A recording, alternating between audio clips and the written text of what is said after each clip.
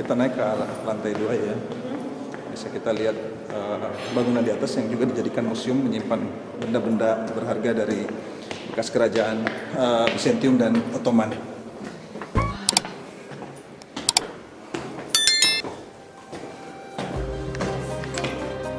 Seperti ini.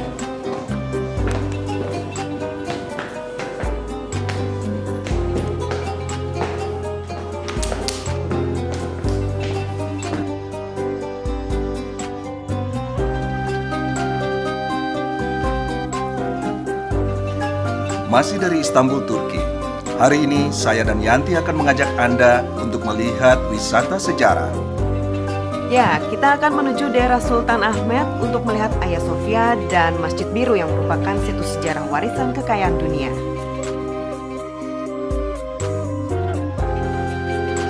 Saat ini kita berada di dalam Hagia Sophia dan kita sangat dekat dengan mihrab Masjid Hagia Sophia yang Nah, pasti Agil tahu nih cerita atau histori di balik Hagia Sophia. ya, jadi Hagia Sophia ini adalah dibangun oleh kerajaan zaman Bizantium ya, dari Roma, Emperor Roma Timur.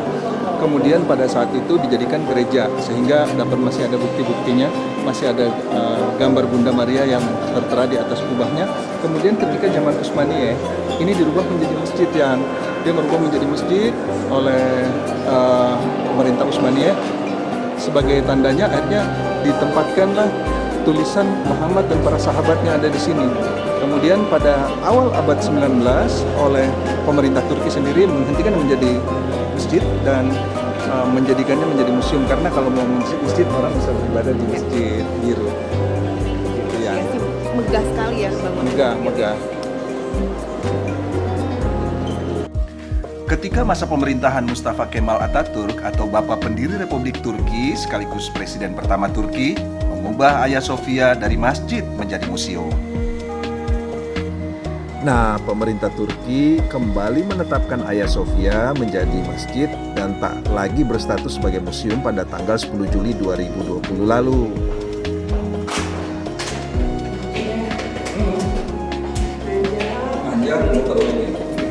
Untuk mencapai lantai 2 dari Hagia Sophia, kita harus melewati lorong berbatu di sisi selatan bangunan ini.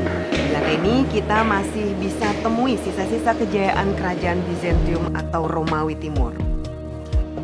Di dalam Hagia Sophia ini kita juga masih bisa menjumpai mosaik deisis yang menjadi salah satu ikon Hagia Sophia. Mosaik ini merupakan gambar diri Kristus Pantokrator diapit Bunda Maria di sisi kanan dan Yohanes Pembaptis di sisi kiri. Mosaik ini juga dilambangkan sebagai kekuasaan Kristus. Ada juga lukisan Yesus yang bersebelahan dengan kaligrafi Al-Quran yang menyeratkan sebuah perpaduan yang langka dan indah.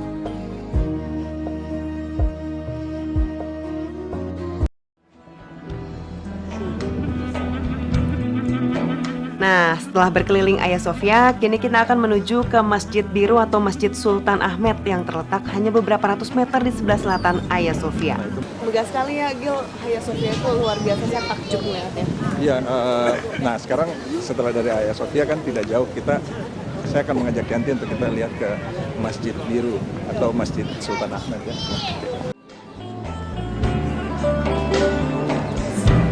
Nah, ini yang kita berada di sisi kiri dari Masjid Biru atau Masjid Sultan Ahmad. Uniknya di sepanjang sisi kiri kanan ini disediakan tempat berwudu ya, seperti ini ya.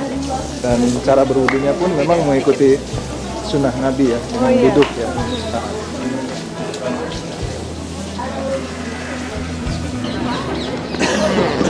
Itu kalau untuk masuk ke Masjid Biru ini, yang perempuan jika tidak memakai hijab harus menggunakan kerudung. Nah, Gil, kan Turki ini terkenal dengan negeri 1000 masjid. Iya. Lalu apa yang membedakan Masjid Biru ini dengan masjid-masjid lainnya? Ya memang Masjid Biru ini atau Masjid Sultan Ahmet ini yang membedakan bahwa dia adalah bagian menjadi warisan umat Islam dan juga menjadi warisan dunia yang sudah ditetapkan oleh UNESCO ya. Tetapi yang paling hakiki adalah jumlah menaranya yang ada 6 buah ini. Ketika zaman Sultan Ahmad dulu membangun masjid ini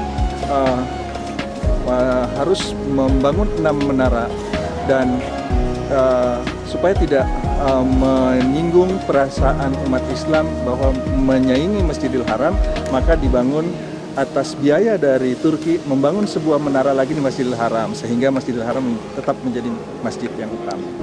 Akhirnya saya jadi tahu sejarahnya mengapa Masjidil Haram di Mekah bermenara 7. Wah, setelah masuk ke dalam Masjid Biru ternyata memang memiliki ornamen dari keramik dan marmer yang menggambarkan tumbuhan dan bunga khas Turki dengan nuansa biru. Indahnya masjid ini. Inilah perjalanan kami dalam wisata religi di Istanbul, Turki.